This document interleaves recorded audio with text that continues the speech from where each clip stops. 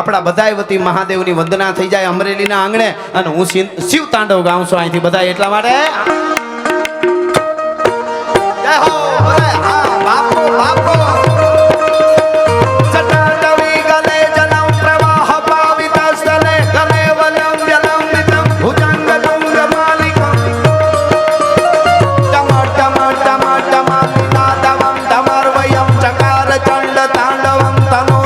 Shiva Shiva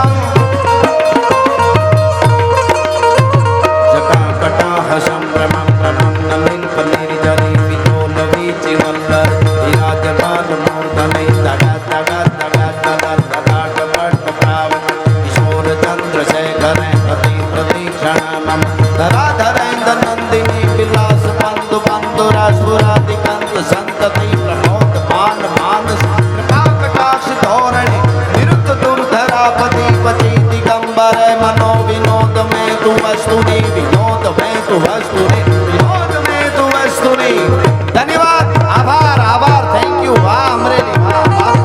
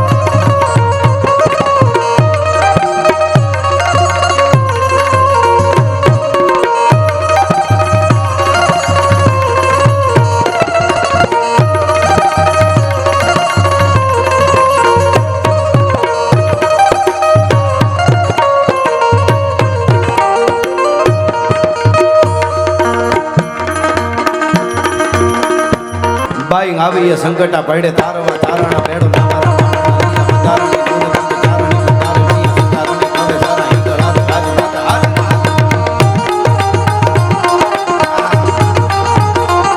by आवी ये संकटा पड़े तारवा तारणा पेड़ो नामारा भावना लिया तारणी नूर ता तो चारणी पतारे मैया सुतारणी कवे सारा एक रात काज माता हाजर हाजुर तारण तरी का तराड़ काली का भवानी जपे रवे दी अंतकनी कथा जग राज बन बड़ा बड़ी आशा पूरी वाली माडराली गुंजर मा भुजानी मा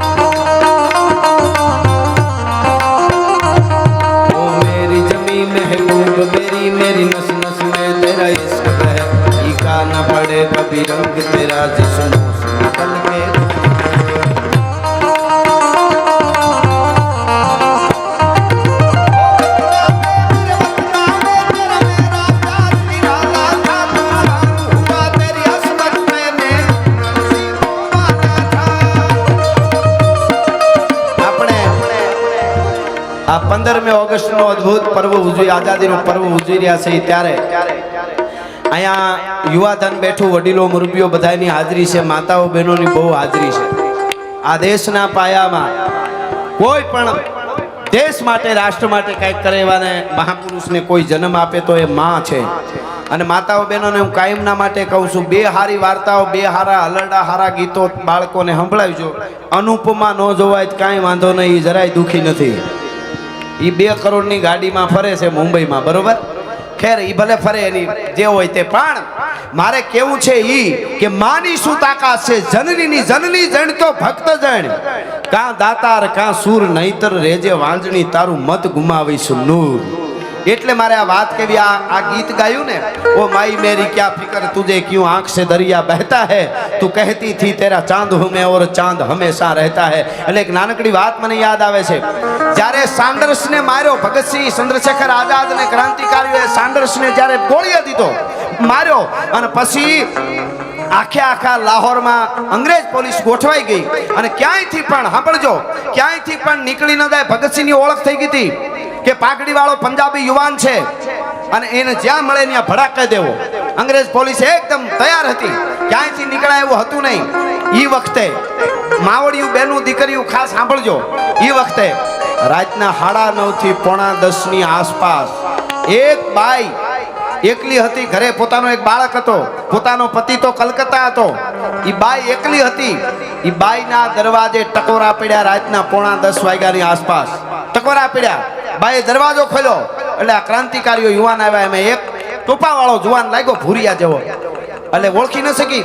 એ બાઈ, હું નામ આપું હમણાં. એટલે આમ હામું જોઈને કીધું કે અંગ્રેજ કોણ હે? અને તઈ સુખદેવે કે રાજગુરુએ એવું કીધું. સુખદેવ રાજગુરુ જોઈ રહ્યા કે ઓળખ્યા નહીં દુર્ગા ભાભી, એમ કે ये અંગ્રેજ કોણ હે? અને ત્યારે ખખડાટ દાંત કાઢતા કાઢતા ભગતસિંહે કીધું, मेरी दुर्गा भाभी मुझे नहीं पहचान सकी, अब मुझे कोई अंग्रेज नहीं पहचान सकेगा, आप बराबर है. ભગતસિંહે પહેલી વાર પાઘડી ઉતારી, વાળ કાઢી અને ટોપો પહેર્યો અંગ્રેજ બનવા માટે. કારણ કે લાહોરમાંથી નીકળાય એમ નહોતું, ક્યાંયથી જવાય નહીં. અંગ્રેજ પોલીસ સીધી ભડાકે દેવાનો હુકમ હતો. અને એ વખતે ઈ દુર્ગાવતી, ભગવતી ચરણ વોરાના પત્ની, કોકદી વાંચો આ દેશ માટે માવડીઓએ કેવો ભોગ આપ્યો છે. એણે પોતે શિક્ષણ આપતા, એના પૈસા આવે એમાંથી પોતાનું ગુજરાન ચલાવતા હતા. અને અડધા પૈસા છે એ રાષ્ટ્ર માટે, યુવાન ક્રાંતિકારીઓને દારૂગોળો લેવા માટે આપી દેતા હતા. ક્રાંતિકારીઓને હાચવતા હતા, જમાડતા હતા દુર્ગા ભાભી. અને સાંભળજો, ઈ અંદર આવ્યા એટલે પછી તો ખબર પડી કે આ તો ભગતસિંહ છે. અને દુર્ગા ભાભીને કહેવામાં આવ્યું, દુર્ગા ભાભીને એમ કીધું કે તમારે અત્યારે ભગતસિંહના પત્ની બનવાનું છે, એટલે એનું પાત્ર ભજવવાનું છે. અને અહીંથી લાહોરથી કલકત્તા ટ્રેનમાં જવાનું છે. ભગતસિંહ અંગ્રેજ અધિકારી બને, તમે એમના મેડમ, ગોરી મેડમ બનો, તમારા બાળકને તૈયાર કરી લ્યો સાથે. અને અહીંથી, નહીતર અંગ્રેજ પોલીસ ગમે ત્યાંથી જવા દે એમ છે જ નહીં, મારી નાખશે ભગતસિંહને. ક્યાંયથી નીકળાય એવું નહોતું. અને એ વખતે દુર્ગા ભાભીએ કીધું, ભગતસિંહ, મારી સામે આવીને કોઈ એમ કે તમારે મારું પત્ની બનવાનું છે, એ બીજી ક્ષણે જીવતો ન હોય, પણ રાષ્ટ્ર માટે, કિરીટમામા, રાષ્ટ્ર માટે કામ કરવાનું છે. એટલા માટે હું ભગતસિંહના પત્નીનું પાત્ર ભજવવા માટે તૈયાર છું. ભગતસિંહ મારો ભાઈ કયો તો ભાઈ છે, દીકરો કયો તો દીકરો છે. અને સાંભળજો, પહેલી વાર દુર્ગા ભાભી તૈયાર થયા, બરાબર આમ ગોરી મેડમ લાગે એવા. ભગતસિંહે તો ટોપો ગોરો બની જ ગયો હતો. અને પોતાના બાળક નામ શશી, એ શશીને ભેળો લીધો અને લાહોરના રેલવે સ્ટેશને પહોંચવા આવ્યા. આમ છેટે થોડુંક રેલવે સ્ટેશન છેટું રહ્યું એટલે દુર્ગા ભાભીએ પોતાના દીકરા અને બાળકને તેડ્યો હતો. એ ભગતસિંહના હાથમાં આપી દીધો અને કીધું ભગતસિંહને, કાલે તું તેડી લે. એટલે ભગતસિંહે કીધું કે હું કેમ તેડું, મારી પાસે રોવે બોવે આમ તેમ તમે રાખો. તો નહીં, તું તેડી લે ભગતસિંહ. એટલે કારણ તો કયો દુર્ગા ભાભી? હવે દુર્ગા ભાભી બોલ્યા છે, આ દેશની આરી નારીને શોભે. દુર્ગા ભાભી એમ કીધું કે ભગતસિંહ સાંભળી લે, હમણાં આપણે રેલવે સ્ટેશને જાશું, રેલવેમાં ટ્રેનમાં બેસશું અને ત્યાંથી આપણે કલકત્તા જવાનું છે. ભગવાન ન કરે નારાયણ અને આપણને અંગ્રેજ પોલીસ નહીં ઓળખે, આપણે અંગ્રેજો લાગીએ છીએ. એટલે હું ગોરી મેડમ લાગુ, તું અંગ્રેજ લાગશો, બરાબર છે. પણ સાંભળી લે ભગતસિંહ, મારા દીકરા શશીને એટલા માટે તને તેડવા માટે આપ્યો છે કે કદાચ અંગ્રેજ પોલીસને શંકા પડી જાય, તને ઓળખી જાય તો સીધું તારા ઉપર ફાયરિંગ કરશે અને તારા ઉપર અંગ્રેજ પોલીસ ફાયરિંગ કરે ને તો ઈ મારા શશીને આડો આપી દેજે. ભગતસિંહની હજી દેશને જરૂર છે, મારા શશીનું બલિદાન દઈ દેવું છે, એને આડો દઈ દે. આ આપણી ધરા છે. અને એટલે આપણા ગીતો એવા છે, જેમ બોલિવૂડમાં રેપર આવે ને, રેપર બધા, એમાં આપણા રેપરો છે. અહીંના કેવા છે? ગાઢા હુકળે હઠીલા જોધ ભેરાડીની